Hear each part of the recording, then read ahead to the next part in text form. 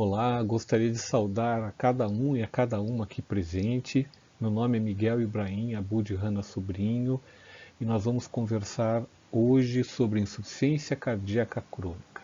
Faremos uma revisão sobre esse tema, procurando abordar aquilo que nós devemos saber como clínicos a respeito deste assunto.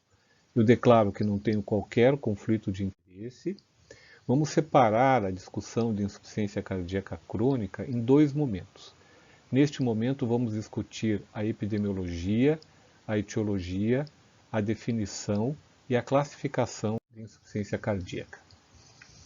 Nessa tabela, nós podemos verificar que a insuficiência cardíaca tem uma distribuição mundial e a faixa etária tende a ser uma faixa etária para a sexta década de vida. Nós podemos ter pacientes com insuficiência cardíaca de diversas idades, mas a predominância é a partir da sexta década de vida.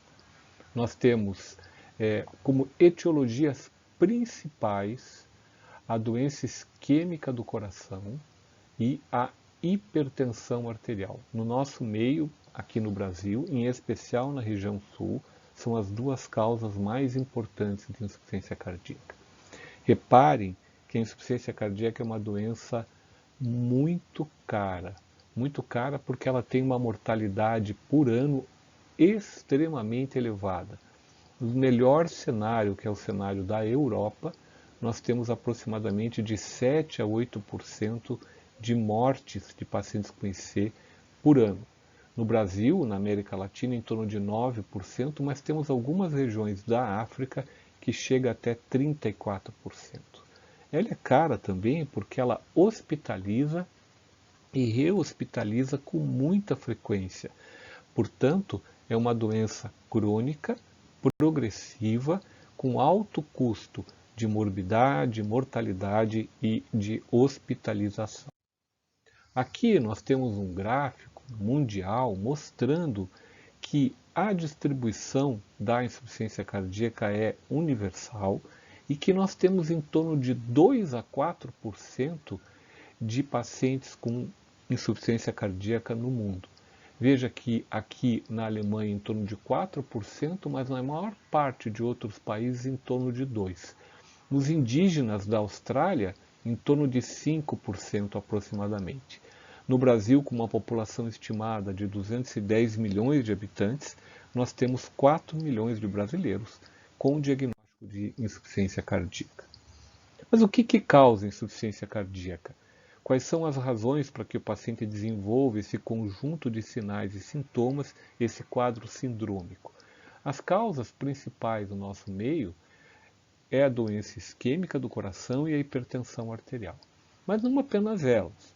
Nós podemos ter a doença de Chagas, as alterações valvares, as cardiomiopatias, as doenças congênitas. Nós temos hoje a capacidade de tratar de uma forma melhor os pacientes com cardiopatia congênita. Eles sobrevivem mais, se tornam adultos, formam suas famílias e podem desenvolver insuficiência cardíaca ao longo da sua vida. A cardiotoxicidade, principalmente relacionada ao tratamento do câncer, mas também ao uso de algumas outras substâncias. Antracíclicos são talvez as principais substâncias que podem causar cardiotoxicidade, é relacionada ao álcool. Doenças relacionadas a outros segmentos, como doenças autoimunes, doença renal, doenças endócrinas, as taquicardiomiopatia, as miocardites, aqui entra o Covid-19 e a doença relacionada ao período de parto. Para nós fazermos o diagnóstico de insuficiência cardíaca, nós vamos nos valer fundamentalmente de critérios clínicos. A diretriz brasileira de 2018, ela separou sintomas e sinais de insuficiência cardíaca considerando os mais típicos ou menos típicos, mais específicos ou menos específicos. Os sintomas mais típicos são relacionados à congestão pulmonar, a todas as formas de apresentação da dispneia, como a dispneia ao esforço, progressivamente, a ortopneia e a dispneia paroxística noturna. Naqueles pacientes que têm baixo débito, disfunção sistólica mais acentuada, nós temos a fadiga e o cansaço, e o resumo de tudo isso é que esses pacientes têm pouca tolerância ao esforço físico, e essa é uma forma que nós temos de monitorizar a sua evolução. Os sinais mais específicos são a pressão venosa jugular aumentada, o refluxo hepatojugular, a presença de terceira bulha, lembrando aqui que a terceira bulha ela é melhor audível na ponta do coração, quando relacionada ao ventrículo esquerdo, originando o que nós chamamos de ritmo de galope. E com relação ao ventrículo direito, a terceira bulha fica mais na região paraesternal, em torno do quarto, quinto espaço intercostal esquerdo. Como esses pacientes costumam remodelar o coração e aumentar de tamanho, nós podemos ter alteração do ictus. Sintomas menos típicos é a tosse noturna, o ganho de peso ou a perda de peso, com a perda de apetite, dor abdominal, noctúria e oligúria. E sinais menos específicos, não que não ocorram na insuficiência cardíaca, ocorrem com muita frequência, a congestão é uma marca dessa doença, mas esses sinais podem ocorrer também em outras situações, portanto não são tão específicos para IC, mas quando temos esses sinais devemos também considerar a IC, como ataque cardíaco, crepitações pulmonares, hepadomegalia, ascite, extremidades frias e edema periférico. Aqui nós temos um fluxograma da diretriz brasileira de insuficiência cardíaca. Esse fluxograma ele é muito didático porque ele mais uma vez enfatiza que o diagnóstico da insuficiência cardíaca é predominantemente clínico, através da anamnese e do exame físico. Podemos nos valer de alguns exames complementares neste primeiro momento, como o eletrocardiograma e o raio-x de tórax. Este conjunto de dados me permite ter uma suspeita de insuficiência cardíaca, e se eu tenho essa suspeita e tenho disponível o BNP, ele me ajuda a confirmar esse diagnóstico. O BNP tem um valor preditivo negativo excelente, porque se ele for normal, eu praticamente afasto a insuficiência cardíaca, e se ele for aumentado, eu praticamente confirmo. Há exceções, principalmente nos muito obesos. O ecocardiograma é um exame que vai me ajudar a fazer a avaliação estrutural deste coração, principalmente avaliando a função sistólica e diastólica, me permitindo avaliar a fração de ejeção do ventrículo esquerdo, que é também uma maneira de eu classificar os pacientes com insuficiência cardíaca e determinar se ele tem ou não insuficiência cardíaca. Com este conjunto de avaliação, eu posso determinar se o paciente tem insuficiência cardíaca improvável, vou ter que reavaliar todo o quadro clínico, os exames que eu tenho disponíveis e pensar na possibilidade de um diagnóstico alternativo.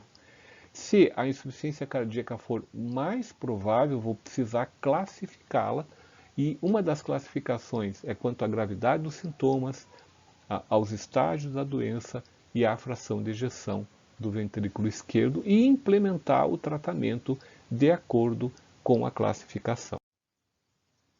No ano passado, diversas sociedades de especialidade puderam, através de um consenso, definir insuficiência cardíaca e classificar, o que foi chamado de uma definição e classificação universal de insuficiência cardíaca. É difícil definir insuficiência cardíaca porque ela pode ser o resultado de muitas doenças diferentes. Portanto, é considerado insuficiência cardíaca de uma maneira a que a nossa compreensão do que seja fique mais clara, aquele paciente que tem sintomas ou sinais de insuficiência cardíaca com alteração estrutural ou funcional do coração. Ele pode ter corroborado esse diagnóstico quando eu tenho elevação dos peptídeos natriuréticos e quando eu tenho evidência objetiva de congestão, seja pulmonar ou seja venosa sistêmica. Essa nova classificação, publicada no ano passado, mudou um pouco a maneira como nós olhamos a fração de ejeção destes pacientes. Ainda temos o paciente com fração de ejeção reduzida, que é aquele que tem uma fração de ejeção menor ou igual a 40%. Temos aqueles pacientes que estão na faixa de 41% e 49%, que antigamente eram chamados de mid-range ou fração de ejeção intermediária, e hoje são considerados levemente reduzida. Esse grupo de pacientes se assemelha muito ao grupo de pacientes com insuficiência cardíaca com fração de ejeção reduzida, porém apresenta um prognóstico melhor. Temos ainda, no terceiro grupo, os pacientes com fração de ejeção preservada, quando a fração de ejeção é maior ou igual a 50%. E a novidade nessa classificação é este grupo aqui, que seria o quarto grupo. É aquele paciente com insuficiência cardíaca que melhora, que recupera a sua função ventricular.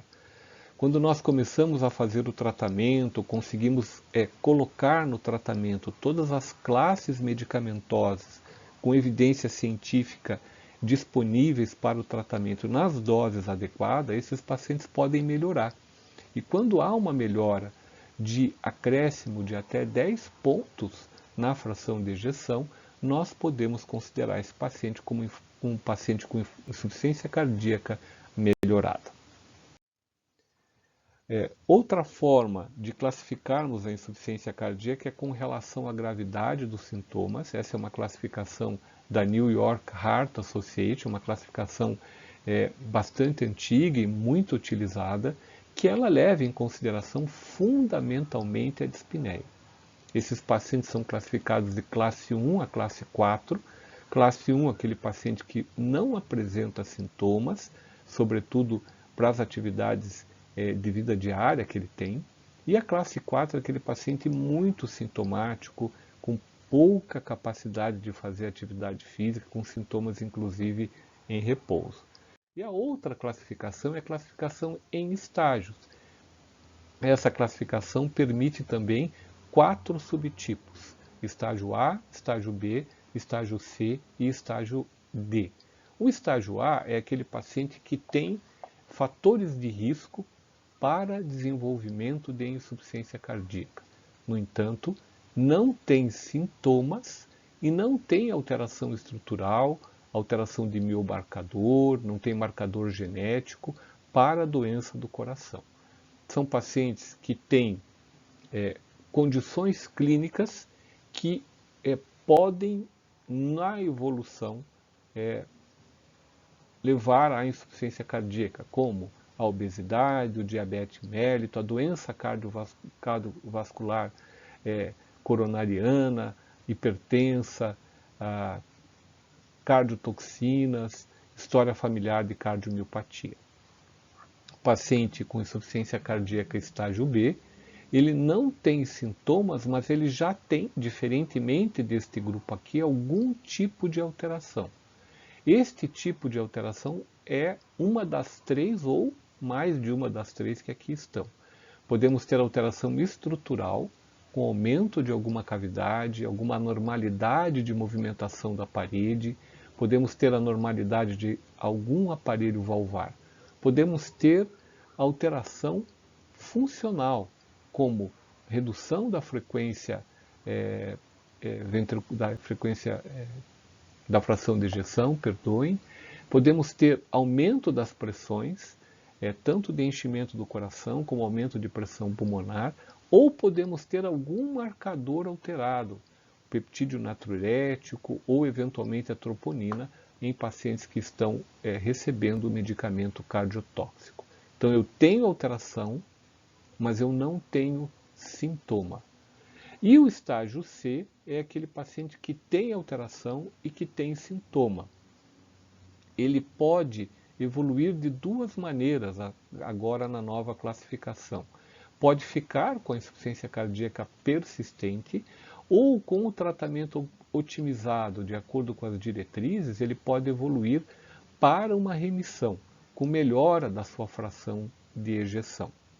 E, finalmente, o paciente que tem uma insuficiência cardíaca mais avançada, é aquele paciente que já está no estágio D, que a despeito do tratamento que nós estamos fazendo, ele rehospitaliza com mais frequência, ele continua refratário, com sintomas, mesmo com otimização dos medicamentos, requerendo terapias diferentes, como um suporte circulatório externo ou, eventualmente, transplante.